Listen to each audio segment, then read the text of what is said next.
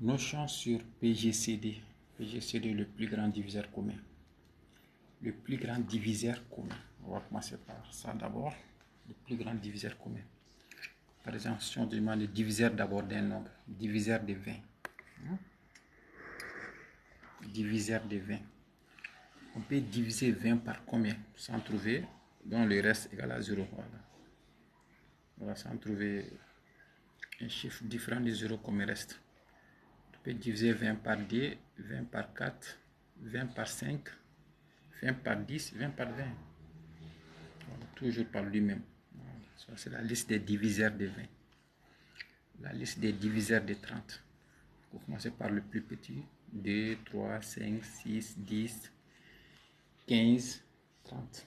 Diviseur de 40, de 50 encore. 2, 5, on ne peut pas diviser par 4, on ne peut pas diviser par 6, 7, 8, diviseur de 50. On peut diviser par quoi? Par 2, 5, 10, 15. Donc PGC dit quoi? PGCD dit quoi? On dit que c'est le plus grand diviseur commun. Commun, ça veut dire quoi? Commun encore. Souvent, les enfants, le français, souvent, c'est pas notre langue, quoi. C'est pas facile. Voilà. Donc commun. Voici des classes. Ça, c'est la classe de première année, la classe de deuxième année. Ça sont les murs.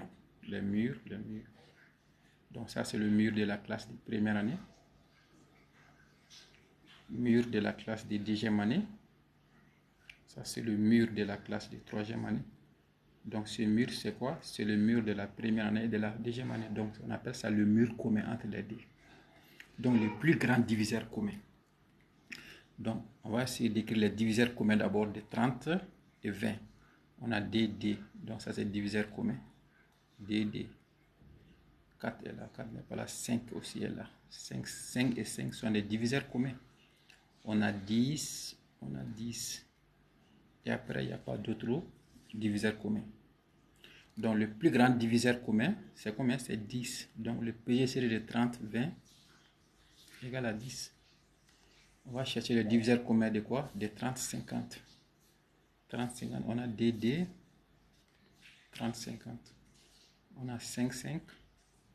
On a 10, 10. Je pense que c'est fini. Donc, le plus grand diviseur commun aussi égale combien? Égale à 10. Ça qui est PGCD d'abord. Premier cas. On va suivre BPMC d'abord et ainsi de suite.